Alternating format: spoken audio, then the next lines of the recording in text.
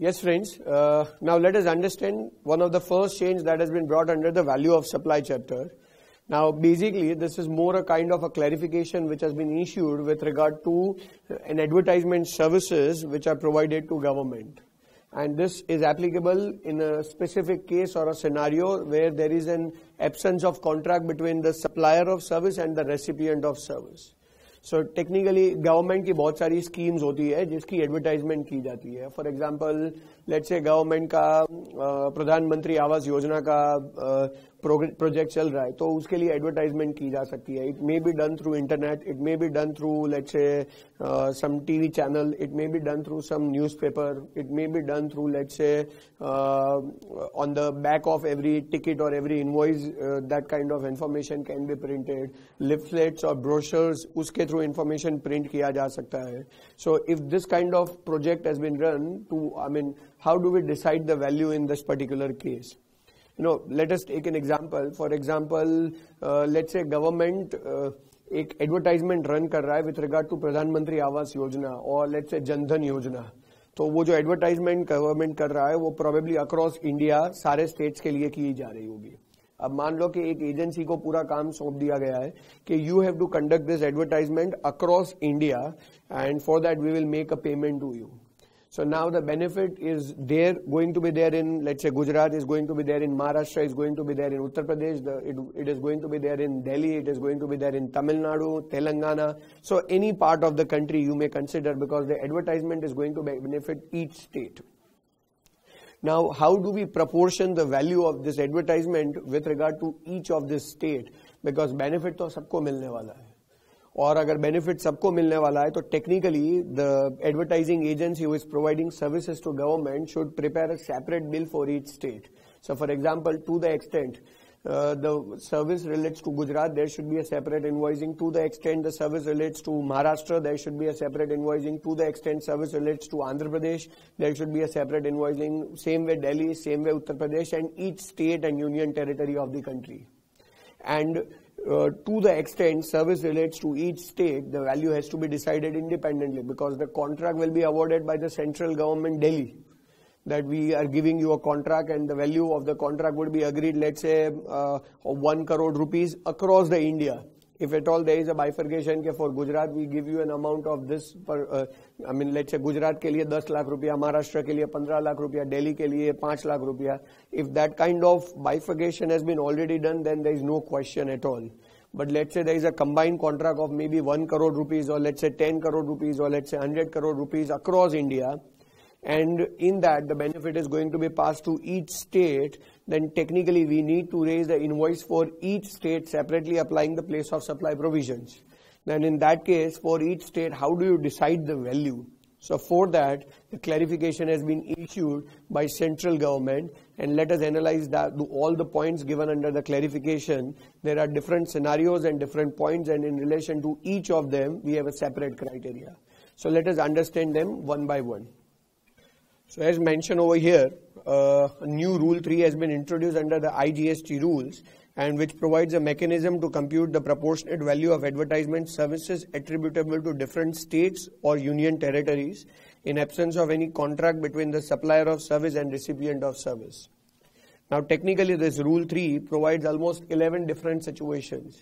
The first situation relates to, as you can see over here, the newspapers and publications. So let us say कि अगर government प्रधानमंत्री आवास योजना का advertisement कर रहा है या कोई भी और project का advertisement कर रहा है through newspapers and publications, then obviously the work will be allocated to the newspaper and publication. Now let's say the work is very clearly that प्रधानमंत्री आवास योजना का अभी advertisement करना है, let's say गुजरात में, महाराष्ट्र में, राजस्थान में और कर्नाटका में. So because the work relates to Gujarat, Maharashtra, Karnataka and Rajasthan, तो technically maybe work जो assign किया जाएगा, maybe उसके central agency को किया जाएगा. Central agency may be located in Mumbai, central agency may be located in Delhi, or maybe in any other state. However, the work relates to the individual states. So technically, for that perspective, each state will be called as place of supply. So if we say that in newspaper of Gujarat it has been printed, then the place of supply will be considered as Gujarat. If in newspaper of Rajasthan it has been printed, then the place of supply will be considered as Rajasthan. If it is printed in newspaper of, let's say, Maharashtra, then place of supply will be Maharashtra. And same way, if it is printed in newspaper of, let's say, Karnataka, then place of supply will be Karnataka. So now law is very clear that in such case, that to the extent it relates to individual state, the invoices will be raised by that particular state edition.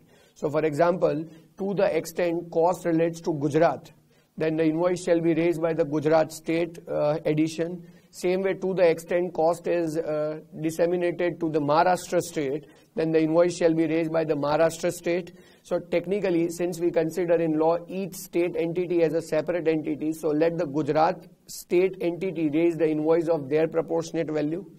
Let the Maharashtra state invoice, Maharashtra state division or entity of newspaper company raise their invoice. Let the Rajasthan related that entity raise their invoice. So for example, if we assume that Gujarat, Maharashtra, Rajasthan and Karnataka each is having, newspaper company के चारों division के अपने खुद के registration number है. So let Gujarat registered number raise their invoice to the extent the value disseminates to them. Same way, Maharashtra raise their invoice to the extent the value disseminates to them. So technically, each division will raise their invoice and accordingly the payment will be done considering the valuation concept. Similar way, if I say that this relates to what we called as distribution of pamphlets and distribution of materials, then technically there is a separate criteria given over there. Like as mentioned over here, it has been said that pamphlets and leaflets and diaries and calendars and t-shirts and other printed material that has been distributed for advertising any government project, then technically in that relation, how do you decide the time of, how do you decide the valuation concept? So for that, government is to give the details of the material that has been distributed. Just take an example. Okay, overall, there is a project of distributing 1,000 pamphlets or let's say 1,000 leaflets or let's say 1,000 t-shirts or diaries or calendars or such other thing. Now the point is, those 1,000 units of pamphlets are required to be distributed in which state? So for example, Gujarat में distribute करना है, Maharashtra में भी करना है और राजस्थान में करना है. Then how many pamphlets government wants to distribute in which state would matter more. So for example, if government wants to distribute 500 pamphlets in Maharashtra only, 250 pamphlets in Gujarat and 250 pamphlets in Rajasthan, then technically the ratio should be 2:1:1. And if the ratio is 2:1:1, then entire contract cost, let's say एक agency है जिसको ये पूरा काम दिया गया है, उसको बोला गया है 10 लाख रुपए का प्रोजेक्ट है, then actually the cost should get distributed in the ratio of 2:1:1. So accordingly, the valuation in case of Maharashtra will be half, that is 5 lakh, and the valuation for Gujarat is 2.5 lakh, and the valuation for Rajasthan again will be 2.5 lakh. So if at all is in relation to distributions of materials, then technically to the extent material gets distributed, we need to decide the value. So the number of pamphlets or number of leaflets or number of diaries or calendars or t-shirts, whatever is required to be distributed, so number of the materials distributed in respective state will decide the ratio for value proportion.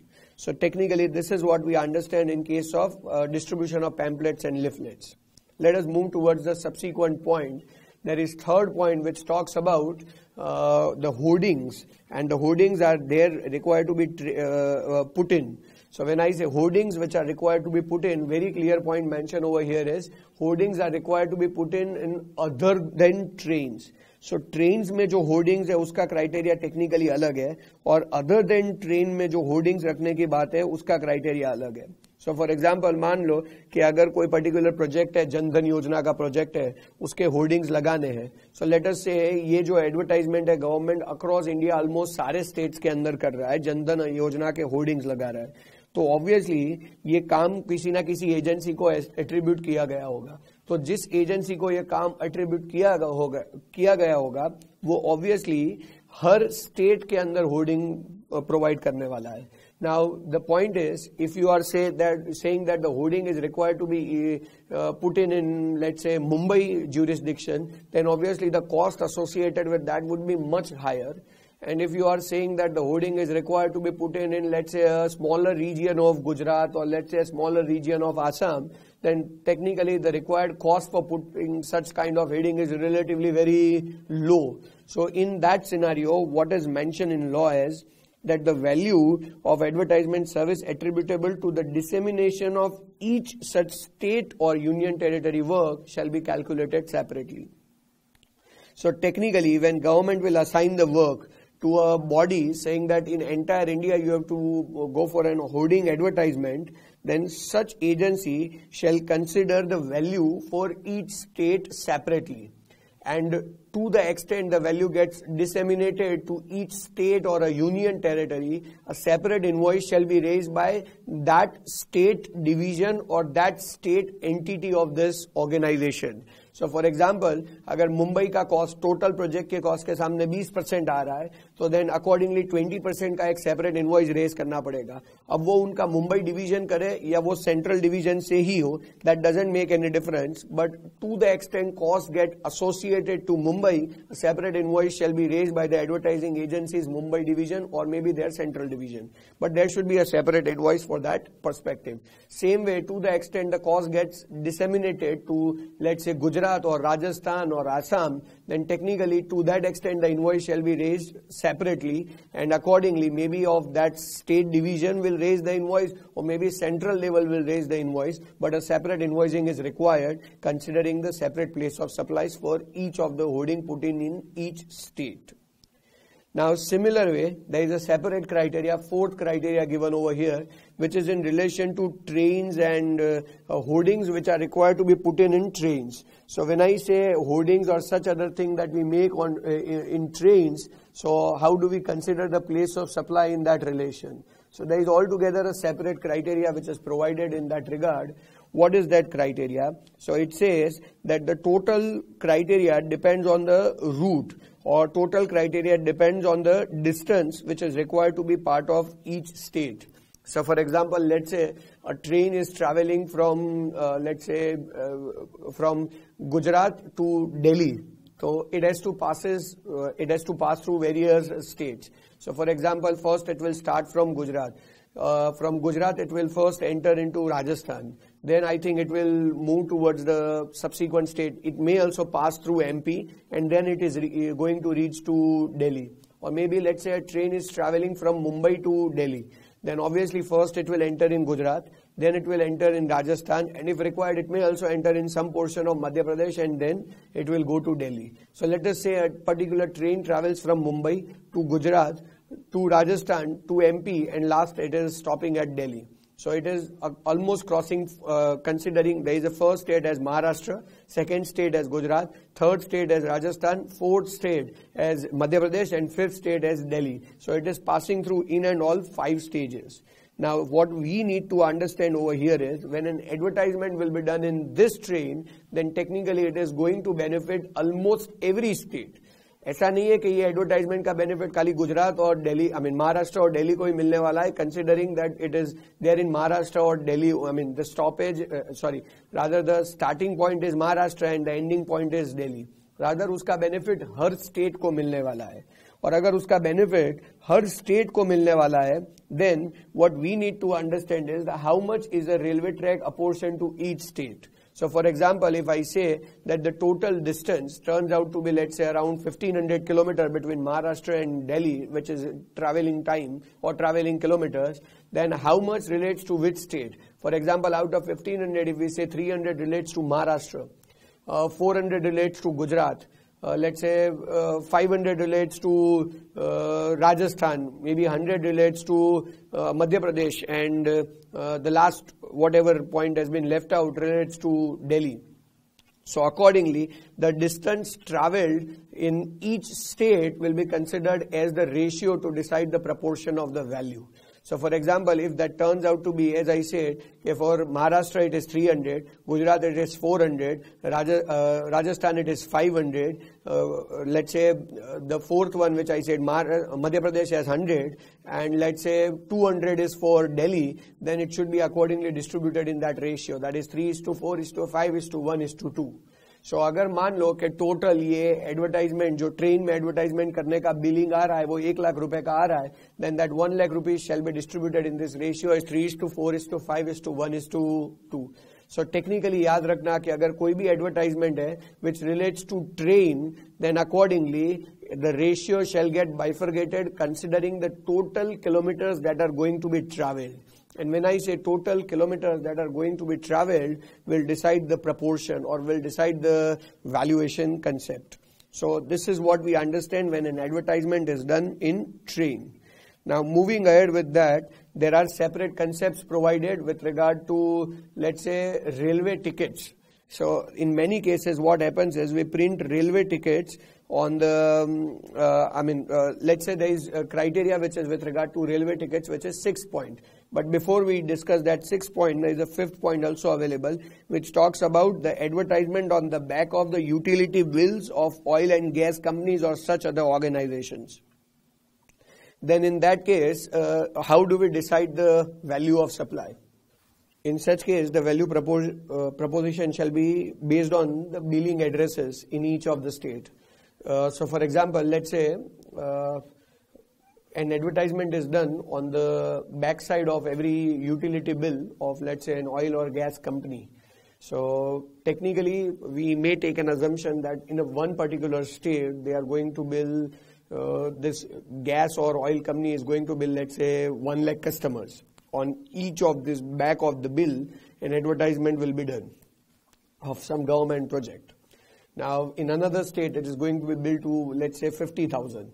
In another state they are going to bill, let's say, 75,000. In another state they are going to bill, let's say, 2 lakh.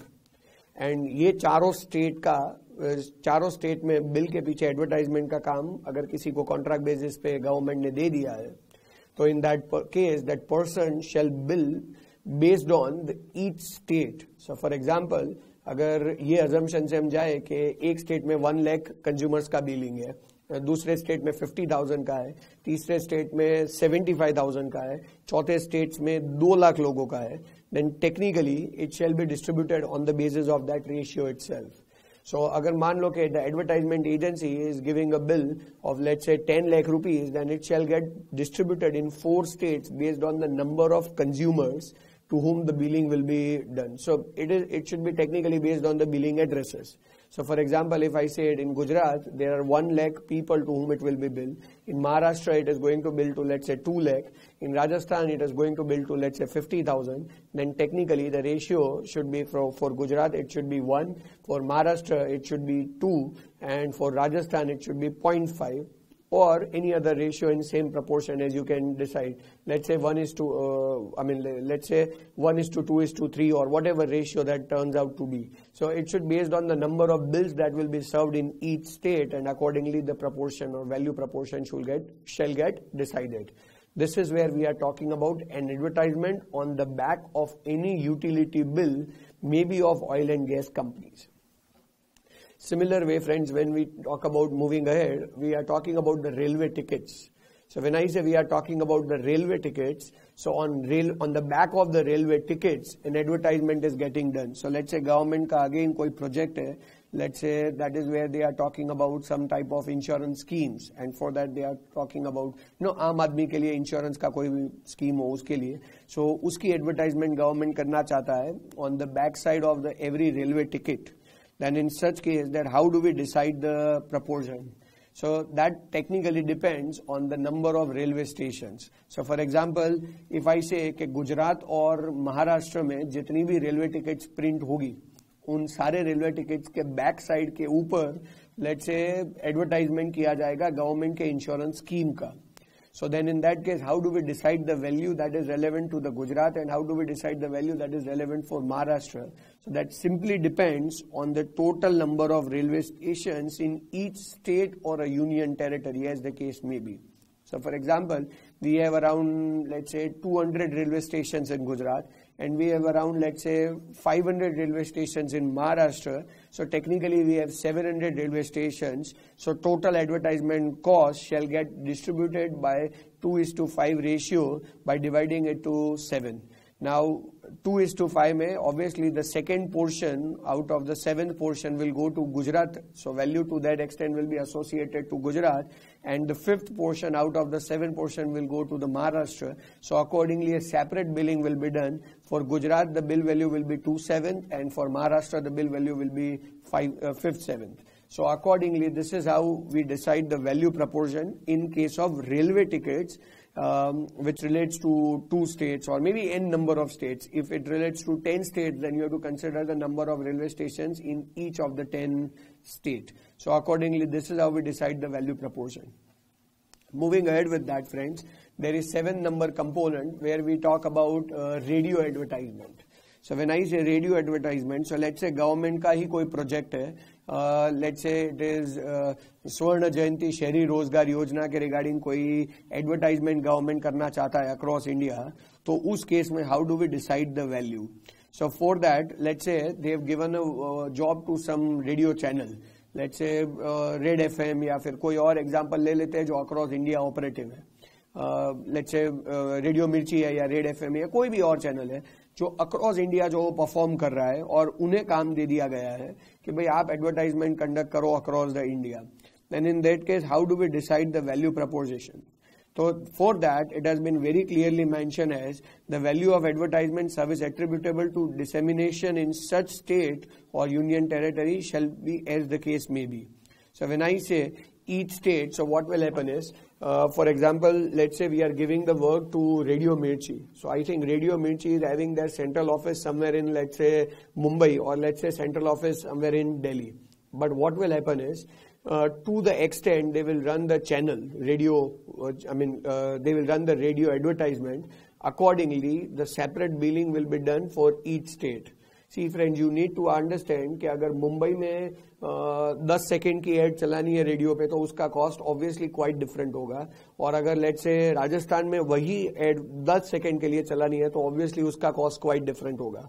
So technically what will happen is, depending on the cost involved in each state, from each state a separate invoicing will be done. So for example, if government is very clear that we want to run 100 advertisement in each state for 10 seconds, then accordingly the value proposition for each state will be quite different. So what will happen is, for each state, though the billing will be done by the central agency or billing will be done by each state division, that is a separate thing, but the point is very clear, for each state a separate invoice will be issued considering the cost involved in relation to each of the state work. So for example, if we say that in Ahmedabad the advertisement of, let's say in Gujarat 100 advertisement is done, and for that the 10-second cost is this much amount, then for Gujarat a separate billing will be done, for Maharashtra a separate billing will be done, for Rajasthan a separate billing will be done. So value pertaining to each state will be raised in a separate manner. So this is how we ensure that the radio advertisements will take place in each state depending on the what we have said is the cost associated with each state. Moving ahead with that, there is a separate criteria mentioned with regard to television advertisements. So when I say television advertisement, as you can read over there in 8th point, let's say government is advertising maybe some project across the country in each state based on the based on the viewerships of each state. So for example, अगर government ये बोल रहा है कि भाई आप हर state में television advertisement करो, सो किसी एजेंसी को काम दे दिया और उस एजेंसी को बोला है कि हर स्टेट में टेलीविजन एडवर्टाइजमेंट का रिस्पॉन्सिबिलिटी आपका रहेगा, तो उस केस में how do we decide the value proposition? तो very clearly mention in law, here the value proposition will be decided based on the viewerships in each state. So for example, we have 10,000 viewer in one state, we have 20,000 viewer in another state. So the TV channel on which the advertisement will come will provide their viewers. If they say that in this state the viewership is this amount, in this state the viewership is another amount, so accordingly number of viewers of each state will be considered. As I was talking about, for example in Gujarat, if we have 10,000 viewers on a particular channel where an advertisement is done, then out of the total cost, the proportion will be done in such a manner that Gujarat's ratio will be based on the 10,000 population. Let's say the advertisement is getting done only in 5 states of the country. Let's say there is Gujarat, there is Maharashtra, there is, let's say, Tamil Nadu, there is Delhi, and let's say there is Andhra Pradesh. So we are considering only 5 states. So in Gujarat we have a viewership of, let's say, 50,000 people on that channel. In Maharashtra we have viewership of, let's say, 75,000 on that channel. In Rajasthan we have viewership of, let's say, 25,000 on that channel. Rajasthan is not there, but Tamil Nadu is there. For example, in Tamil Nadu we have viewership of 25,000 people. In Delhi we have viewership of maybe 1 lakh, and in Andhra Pradesh we have viewership of, let's say, 50,000. So technically the ratio will be based on that. So out of the total bill amount or the total agreed amount, what will happen is the ratio of this will be considered, where Gujarat 50,000, Maharashtra 75,000, Tamil Nadu 25,000, let's say Delhi 1 lakh, and Andhra Pradesh 50,000. So in that composition or in that proportion, an entire billing will get decided. So always keep that in mind. Whenever there is a television channel or television advertisement, what will happen is viewership will become the deciding factor. And always keep that in mind, that such viewership shall be taken from the data published by something called as Broadcast Audience Research Council.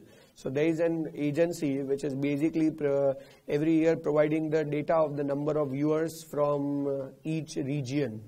And technically ये जो broadcast audience research council है जो data publish करता है वो हमें consider तो करना है, but we have to consider the data of last week of the succeeding of the preceding quarter. So for example, अगर मान लो कि we are somewhere in July month as of now and we are thinking of distributing the value proposition, then we need to consider the viewership of last week of the quarter. That means of, let's say, April to June quarter. So April to June के quarter में जो last week होगा उसका data हम लोग use करेंगे in deciding the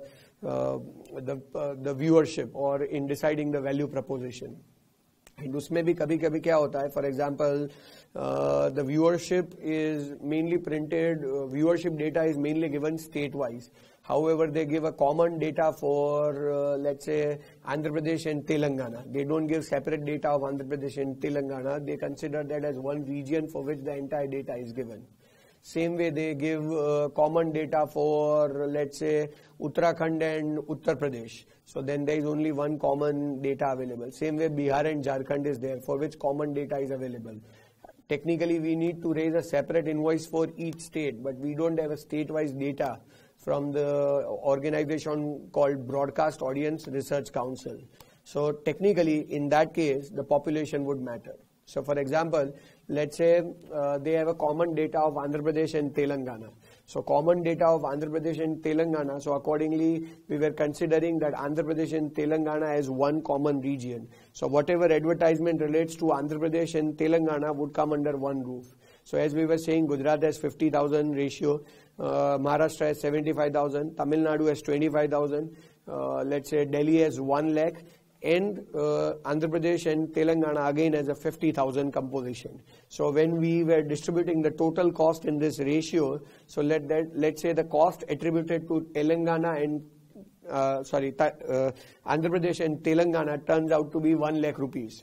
So cost attributable to Andhra Pradesh and Telangana, if turns out to be 1 lakh rupees, now further you need to bifurcate that what relates to Andhra Pradesh and what relates to Telangana, but we don't have the data available from Broadcast Audience and Research Council. So then in that case, how do we decide it? So then further bifurcation will be done based on the number of people, so basically population of that state. So when I say Andhra Pradesh and Telangana, if I say that their population is equal, then this 1 lakh value will get equally divided as 50,000. If I say Andhra Pradesh has less population and Telangana has more population, let's say 60-40. So in case Telangana will get value proposition of 60,000 and Andhra Pradesh will get value proposition of 40,000. So basically first criteria is you decide the viewerships, and based on the viewership you allocate the value proposition. But when I say based on the viewership, we have already allocated the value proposition. Now there is common viewership data of 2 states or maybe a state or a union territory or maybe a geographical part then in that case the further bifurcation will be done on the basis of the population of that state or a union territory, or as the case may be. So this is how we decide the value proposition in case of TV advertisements. Moving ahead with that, when I say next component, it relates to an advertisement that generally we do in cinema halls or let's say theaters. So for example, today when we go and see a movie in Gujarat in let's say a theater, then what we first see is an advertisement of various projects of Gujarat government. Let's say I think Gujarat government कुछ चारधाम यात्रा के लिए कर रहा है, ऐसे अलग अलग बहुत सारे प्रोजेक्ट्स हैं जिसकी एडवर्टाइजमेंट हमको देखने मिलती है at the time of watching movies. So when we go to a theater, so obviously government would have given a project to some agency that across the Gujarat या across the country में जितने भी let's say states है, वो हर state में theaters में हमारे इस particular project का advertisement करो. तो अगर उस पर्टिकुलर प्रोजेक्ट का एडवर्टाइजमेंट उस स्टेट के अंदर हो रहा है तो obviously though an entire amount relates to one centralise agency जिसको काम दिया गया है, but work relates to each state. I mean just try and understand कि अगर मान लो कि एक एजेंसी है जो अक्रॉस द इंडिया थिएटर्स के साथ टाइप रखती है और अकॉर्डिंगली वो हमें हर थिएटर में एडवर्टाइजमेंट के लिए फैसिलिटी प्रोवाइड कर रहा है. सो हमने उस एजेंसी को काम दे दिया और उस एजेंसी ने अक्रॉस द इंडिया जितने भी थिएटर्स हैं उन सब में एक महीने के लिए पर्टिकुलर टाइप के प्रोजेक्ट की एडवर्टाइजमेंट करने के लिए हमें 5 करोड़ का कोटेशन दिया हुआ है. नाउ द पॉइंट इज, ये जो 5 करोड़ का कोटेशन है वो तो अक्रॉस इंडिया के रिलेटेड है and there can not be a centralise billing of 5 crore rupees. So what will be relevant part over here is how do we decide the value proposition to each state, because accordingly place of supply and everything will have a value component. So for example, if I say to the extent advertisement is done in the theaters of Gujarat, so then the billing, the place of supply should be Gujarat and accordingly the billing should be done using Gujarat as a reference code. So now Gujarat का separate bill बनेगा, महाराष्ट्र का separate bill बनेगा, राजस्थान का separate bill बनेगा. Each state will have a separate billing. So accordingly, how do we decide the value proposition for each state? So very clear provision that has been made in law with that regard, and that is what we consider as for this particular type of project, the viewership shall get decided based on the what we say is the number of straight criteria is given. Here the value proposition shall be decided based on the amount paid to each to a cinema hall or a screen in a multiplex in each state. So for example, if I say that the total amount paid to the screens or let's say the theaters or cinema halls in Gujarat turns out to be let's say 30 lakh rupees, then that will be considered as one of the proportion. In Maharashtra, if that amount turns out to be let's say 1 crore, then that will be the proportion. In Rajasthan, if that amount turns out to be 10 lakh, then accordingly that will be the proportion. So basically the entire 5 crore value shall be proportion based on the amount that actually is getting paid to a cinema hall or screen in a multiplex. So the ratio in which you pay the amount to a theater or a cinema hall owner, in that ratio the entire value shall get distributed. So this is how we distribute the value in case of advertisement in cinema halls. Moving ahead with that, there is a specific provision which is in relation to the value where an advertisement is done over internet. When I say an advertisement is done over internet, then in which ratio the entire value proposition shall get divided. So for that, the law is very clear that the number of subscribers in each state will be considered. So if I say number of internet subscribers in a state is X amount, then that will be considered to decide the proportion. So for example, अगर हम लोग बोले कि let's say Delhi चारों metro में ही internet के ऊपर advertisement किया जा रहा है. सो दिल्ली है, मुंबई है, let's say we have Tamil Nadu, Chennai, and accordingly we have Kolkata, West Bengal. So to the extent if I say the internet subscribers are there in each state, accordingly the value proposition shall get decided. So for example, if I say the number of subscribers in Delhi, internet subscribers I am talking about, is let's say 1 crore, the number of subscribers in Maharashtra, let's say, is maybe 5 crore.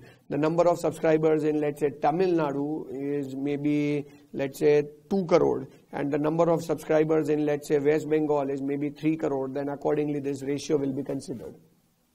So based on this ratio, you divide the entire proposition or entire cost. So if I say total value of that entire internet advertisement project is let's say 1 crore, then this 1 crore shall be distributed based on the number of internet subscribers in each state. And always keep this in mind that if at all we talk about the data of number of subscribers, then it should be provided, it should be the data which is published by the TRAI. TRAI is basically Telecom Regulatory Authority of India. So TRAI her state का data publish करता है कि हर state में कितने internet subscribers है. And accordingly that data will be considered in deciding the value proposition. A particular state, maybe let's say same criteria which we have discussed in advertisement of TV, advertisement through TV, that let's say in entire, there is a common data published by the TRAI for Telangana and Andhra Pradesh, or there is a common data which is published by TRAI for Uttar Pradesh and Uttarakhand. Same way a common data has been published by TRAI for Bihar and Jharkhand. Then in each of such case, what we will do is, we will rely on the population of that state. So accordingly, first we will identify data, and based on the data we will divide the value in respective region. Now, if a common region is there for two states for which the data has been published, so accordingly, in those two states, the bifurcation will be done based on the population of those states. So always keep this in mind कि जो भी bifurcation होगा वो based on the number of internet subscribers of each particular region का होगा, and अगर वो region में एक से ज़्यादा states है जिसका common data publish करता है TRAI, तो उन states में जो division होगा वो based on the population होगा. That population will ultimately become the deciding factor, and then accordingly whatever value turns out to for each state, then necessary billing will be done, a separate billing will be done for the respective state. So this is how we decide the value proposition in case of let's say internet advertisements.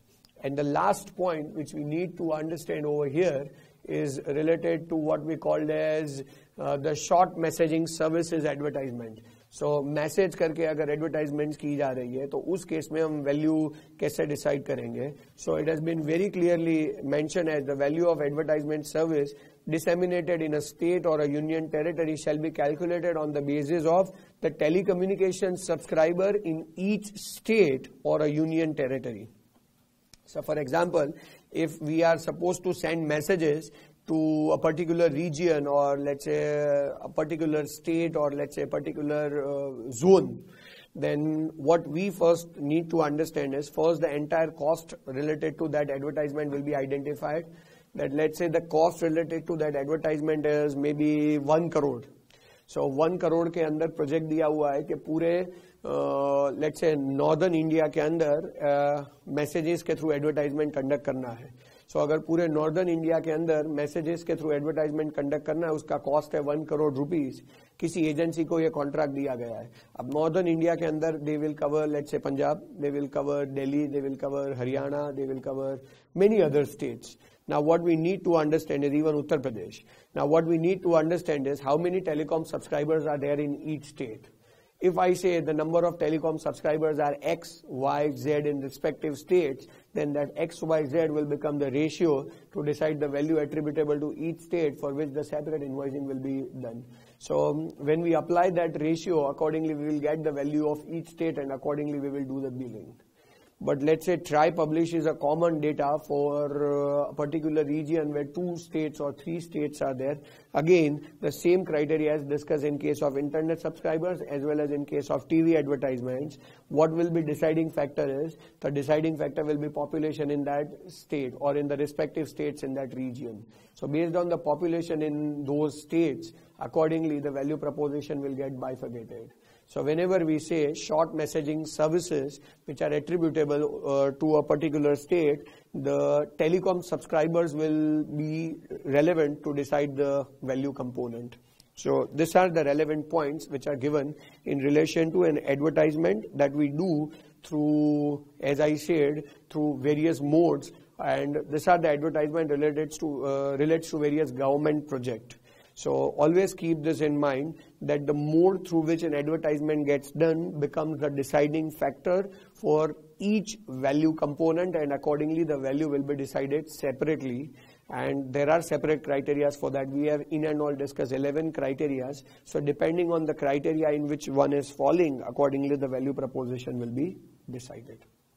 Yes friends, now let us talk about the lottery. So obviously in valuation, one of the first thing which we have discussed is the advertisement related issues. But now the second point in which with regard to which there is an amendment, or rather it's a newly introduced provision, that is valuation of lottery tickets, valuation of betting and valuation of gambling. Now when I say lottery, so what we need to first analyze, or what we need to first understand is there are different types of lotteries. So there are first two bifurcations that we need to analyze. The first bifurcation is in relation to lottery which is run by state government, and the second bifurcation is in relation to lottery which has been authorized by state government, not run by state government but authorized by state government. Now the first thing that we need to understand or analyze is how do we differentiate a lottery which is run by state government and a lottery which is authorized by state government. So this is what we need to understand. When I say a lottery is run by state government, so technically you are not allowed to, a lottery is not allowed to be sold in a state other than the governing state. So for example, if that lottery is run by Maharashtra government, then all the lottery tickets are required to be sold only in Maharashtra. You can't sell it outside the Maharashtra. If you say it is run by, let's say, Andhra Pradesh government, then they are required to be sold only in Andhra Pradesh. You can't sell in even Telangana. So the point is, whether it's a lottery run by state government, the other one which we say is lottery which has been authorized by state government, then in that regard it has been very clear that since it is authorized by state government, all the tickets can be sold in other than governing state also. So when I say other than governing state also, so technically you can obviously sell that in Maharashtra, but you can also sell in other states. So the basic bifurcation is whether the lottery is run by state government or lottery is authorized by state government. When I assume that the lottery is run by state government, then the value has to be 100 by 112. So when I say value has to be 100 by 112, so there are two options in that regard. Number one, as we have discussed, as 100 by 112 of the face value of the tickets which have been sold. Or it is 100 by 112 of the price that has been notified in official gazette by the organizing state. So for example, अगर organizing state है वो ये announce कर रहा है कि भाई 1 करोड़ रुपए का प्राइस रहेगा in the lottery. So जो भी जीतेगा accordingly, first winner, second winner, third winner, whatever. So जो भी जीतेगा उसे around 1 करोड़ रुपए तक की लॉटरी मिलेगी या 1 करोड़ के प्राइजेस डिस्ट्रीब्यूट होंगे. So technically it should be 1 crore as in one amount. The other amount is what is the face value of the tickets sold. So जितनी amounts के tickets बेचे गए, for example, if the total tickets worth, let's say 1 crore 20 lakh has been sold, or let's say total tickets worth 80 lakh rupees has been sold, whatever the amount of the tickets that has been sold. So out of these two options, we have to take up the higher one. As mentioned over here, the higher of the two amounts indicated in this two. So अगर मान लो कि higher amount आ रहा है 1 crore 20 lakh, then 1 crore 20 lakh is a 1 crore 20 into 100 by 112 will be taken as value. If the amount turns out to be 1 crore as higher, then 1 crore into 100 by 112 will be taken as value. So technically, whatever is your amount, from that amount you apply only 100 by 112. So if your amount is, it simply depends on the face value of the tickets which has been sold or the price that has been notified by central government in that lottery. So whichever, state government in that lottery, not central. The price which has been announced by or notified by state government in that lottery. So accordingly, both these compositions will be taken, and out of that, the amount which is higher, that will be taken as base, and it will be multiplied by 100 divided by 112. Now this is what is applicable in case when the lotteries are run by state government. When I say lotteries are authorized by state government, criteria is almost same. The only difference is in relation to ratio, and the ratio will not be 100 by 112. The ratio will be 100 by 128. So for example, now we are talking about a lottery which can be sold in that state as well as in another state. That means it's a lottery which has been authorized by state government. So now decide the face value of the ticket which has been sold. So what is the amount of the tickets which has been sold? And the second component is what is the price which has been notified by that organizing state. So out of both this component, the higher one will be taken, and that higher one will be multiplied by 100 by 128. So when I say multiplied by 100 divided by 128, whatever is there will be considered as value for the purpose of GST, and accordingly the GST will be charged in that case. So always keep this in mind, that what will be taken as value in lottery business, so that simply depends on whether it is run by state government or authorized by state government. And what will be compared will be the value of the ticket sold, face value of the ticket sold, and the price notified by organizing state, ultimately whichever is higher. Now, moving ahead with that, this is only a criteria in relation to lottery. What about the betting? What about the gambling activity? So technically, when you talk about betting and gambling activity, the value is very clear. It is nothing but a value of the bet. So for example, if I am betting on a horse, so for example, if I say I am putting 1 crore rupees, or let's say I am putting 10 lakh rupees, I am betting on a particular horse, then technically the amount which I have done, I've put in as in betting, will be taken as straight away the value. So for example, अगर मैं 10 लाख रुपया लगाता हूँ किसी भी घोड़े पे, तो 10 लाख रुपया उस ट्रांजेक्शन का वैल्यू हो जाएगा. So now here it will not be treated as 10 lakh into 100 by so and so. No, 10 lakh itself will be taken as value, and accordingly the GST will be charged on that amount. Same way, if I am doing a gambling, so in gambling I'll put in some amount. So the amount that I'll put will be taken as straight away the value for the that gambling transaction. So always keep this in mind. In lottery, we apply the concept of inclusive, whereby the ticket value or the prize amount, as the case may be, whichever is higher, into 100 by 112 or into 100 by 128. So that means it is going as per the inclusive approach. While the other component which we are discussing is very clear. In case of betting and gambling, the value is very sure. What is the value? Okay, value is very clear, 100 into whatever is the, 100% of the whatever the betting or gambling amount which has been put in by the investor or by the gambler or by the person who is doing betting. So this is how we decide the value. A special criteria or a special rule, as I said, has been introduced under Rule 31A for deciding the value of betting, gambling and lottery. So this rule is there to give us an answer that how do we decide the value. Yes friends, now let us talk about the amendment in relation to the input tax credit chapter. Different amendments has been brought over a period of time. One of the first amendment that we are referring is in relation to goods sent on job work basis. Now technically, when I say goods are sent on job work basis, or the goods which has been sent on job work basis are getting returned to the supplier, or let's say even are rather getting directly transferred from the outlet of one job worker to another job worker. So in relation to all such transactions, the respective intimations are required to be given to the government.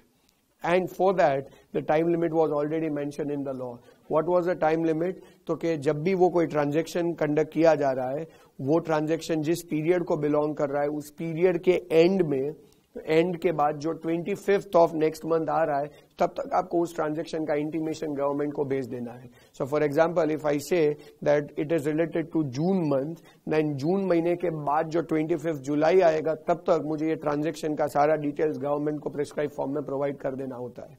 ये हमारा original provision है. Now what has been mention over here is with respect to this particular rule, that is rule 45 sub rule 3, जिसमें ये पूरा provision आता है, जिसमें ये इंटीमेशन भेजने की सारी डिटेल्स है. It has been very clearly amended, and the amended part says that your time limit can be extended, and for that the necessary changes have been brought under the rule, and that extension can be granted by the commissioner of the respective jurisdiction. So what can happen is, now it has been mentioned as the intimation is required to be given within 25 days of the next month or any further period as may be extended by the commissioner of the GST of that jurisdiction. So this is a small amendment which has been brought. Earlier the criteria was very clear कि period के end के बाद जो 25th आएगा, that is 25th of next month, तब तक सारे intimations भेज देने थे. नाउ द टाइमलाइन, वो टाइमलाइन तो रखा ही है कि भाई from the end of the period जो 25th ऑफ नेक्स्ट मंथ आता है तब तक तो आपको सारे इंटीमेशन भेज ही देने हैं. But now the time limit is bit modified. It says all the intimations are required to be sent before 25th of the next month or any other period as may be extended by commissioner. So commissioner जो भी extension grant करे accordingly वो extensions आपको consider करने पड़ेंगे. So that is where we talk about an amendment under the input tax credit chapter. Moving ahead with that, so this is one change. So moving ahead with that, there are subsequent changes which has been brought. One more change has been brought with regard to Rule 42 and 43. Now, when I say Rule 42 and 43, it talks about the common input services and capital goods. So when I say it talks about the common input services and capital goods, I think आपको ध्यान हो हम लोग always class में यही example लेते हैं कि when we talk about Navkar Institute, तो we provide CS coaching which is a taxable service, and along with that we provide let's say school coaching. We run a school which is an exempt service. So technically there are few input services and few capital goods which can be taken as common for both the businesses under one company or under one organization. So if that happens, then whatever input services and capital goods which are common, so उसका ITC मिलेगा कि नहीं मिलेगा वो proposition decide करना बहुत ज़्यादा ज़रूरी है. So always what we do is we decide that based on the turnovers of the taxable business and the turnover of the exempt business. So for example, अगर हमारा exempt business का turnover 100 है और taxable का turnover 200 है, तो that means मैं ये कह सकता हूँ कि total turnover is 300 out of which the exempt turnover is 100. So that means the ratio of exempt is 1/3. और हम लोग input services capital goods की credit को इसी 1/3 ratio में divide कर लेते हैं. So now in that regarding, in calculation of that exempt turnover, certain small changes has been made. And what are those changes? So as you can read over here, one of the first thing that has been brought over here is they've clearly clearly modified the valuation concept of exempt supplies. It has been very clearly mentioned that in calculating the value of exempt supply, the value of services which have been notified under notification number 42 by 2017 shall not be counted. So as mentioned here, notification number 42/2017 specifically talks about the services which has been provided in the state of Nepal and Bhutan, and where the payment will not be received in foreign exchange, rather the payment will be received in local currency. So in that relation itself, a specific clause has been brought that when you talk about you have provided services to Nepal and Bhutan, that means you have provided services outside India. Now it can be notified as zero rated only if the foreign exchange gets received. In this particular case, it has been very clearly mentioned that the payment will be received in local currency. So when the payment will be received in local currency, it can't be identified as zero rated. So if it can't be identified as zero rated, it will qualify straight away under the definition of exempt services. And if it will be notified under the services, under the banner of exempt services, then under Rule 42 and 43, it will be counted in exempt turnover, because of which the credit reversal will take place. But this particular point or this particular provision very clearly identifies this, that when you provide services in the state of Nepal and Bhutan for which the payment will be received in Indian currency, then value of such services which has been provided in Nepal and Bhutan will not be considered as exempt supply. Rather, from the definition of exempt supply, this much amount of services value will be excluded. So for example, if I say we are a complete service provider, we provide services in domestic market as well as we provide services outside India. Let's say the value of services which has been provided in domestic market is X amount. Let's say that's not relevant. But the value of services which has been provided outside India is worth 100 lakh rupees, out of which the services worth 90 lakh rupees were provided in other states. So that means other than Nepal and Bhutan. And services worth rupees 10 lakh were provided in Nepal and Bhutan, for which foreign exchange is not going to be generated because of this particular point. So if I say that 10 lakh rupees which has been provided in the state of, in Nepal and Bhutan, for which foreign exchange will not get generated, so technically it will be called as exempt supply. It can be called as zero rate only if the foreign exchange gets generated, and here foreign exchange will not get generated. But since the service has been provided outside India, so GST itself cannot be charged, so it will fall under the definition of exempt supply. And since it will fall under the definition of exempt supply, so then technically to that extent we have to reverse the credit, applying rule 4243. So that is where an amendment has been brought कि ये जो 10 लाख रुपए की services है जो आपने Nepal and Bhutan में provide की है, which prima facie qualifies as exempt supply, shall not be considered as exempt supply for calculating rule 42 and 43. So accordingly to that 10 lakh extent, you don't have to reverse the ITC. So that is one of the first point. There is second point over here also, which talks about the value of services which has been provided by way of advancing deposits or extending loans or such other nature whereby the consideration gets represented by way of interest or discount. So those friends who have already referred the exemption notification, they are 12 by 2017, they are very clear that services provided by way of deposits or advances or loans whereby the consideration gets represented by way of interest or discount will always be considered as exempt supply. Now, generally, this happens in every business. See, if I'm talking about banking or financial or NBFCs or financial institutions or NBFCs, तो उनका तो ये business ही है कि they give service, they provide loans and they get a consideration in form of interest or discount, and it will always called as exempt service. But in every business this happens that if you have an extra fund and any of your colleague or any of your business partner is in need of financial assistance, then you just provide them advances or you provide them some sort of financial assistance in form of loan, and then they give the consideration by way of interest or discount. So technically every person who is doing a business will by default fall under the definition of exempt supply. I mean, just try and understand, मैं एक ही business कर रहा हूँ जहाँ पे मैं only taxable supplies ही provide कर रहा हूँ, एंड बिकॉज मैं एक ही बिजनेस कर रहा हूँ जहाँ पे मैं खाली टैक्सेबल सप्लाईज प्रोवाइड कर रहा हूँ, then technically it is always liable for GST. But अगर मान लो कि उसी बिजनेस में मैंने किसी को 5 रुपए का भी लोन दे दिया जिसमें वो मुझे इंटरेस्ट पे कर रहा है, then that falls under exempt supply, and since that falls under exempt supply, तो now technically it will be called as you are providing taxable as well as exempt supply, and straight away rule 42 and 43 will be applied. अरे friends, मान लो मैं 15 दिन के लिए किसी को लोन दूं ना, वो मुझे इंटरेस्ट के साथ पैसा दें तो भी मैं फंस जाऊंगा. सो मैं सीधा रूल 42 43 में चला जाऊंगा. तो ये हर बिजनेस के लिए बहुत ज्यादा प्रॉब्लमेटिक हो सकता है. सो इसी प्रॉब्लम, कोई बोले सर हम तो ऐसा करते ही नहीं है, ऐसा हो ही नहीं सकता फ्रेंड्स. अगर सेविंग्स बैंक अकाउंट में पैसा पड़ा है ना, तो उसके ऊपर बैंक इंटरेस्ट देगा तो भी आप एग्जाम सप्लाई में चले जाओगे. So technically, this is going to be a big burden on every business. So later on, a clarification has been brought that yes, normally exempt, like extending loans and advances and deposits and getting consideration in form of interest and discount is an exempt supply.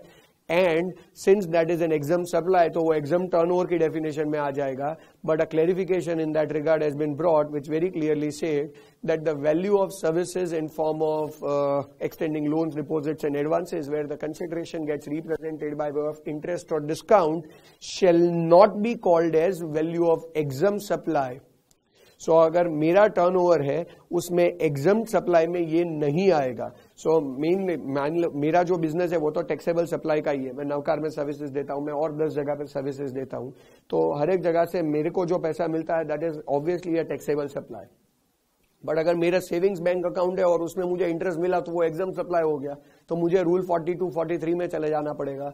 वो ना जाना पड़े इसीलिए बोला कि ये जो interest और डिस्काउंट वाला कंपोनेंट है will not fall under the definition of exempt supply for calculating rule 42 43. So actually it is exempt supply, but for calculating rule 42 43 it will not fall under the definition of exempt supply.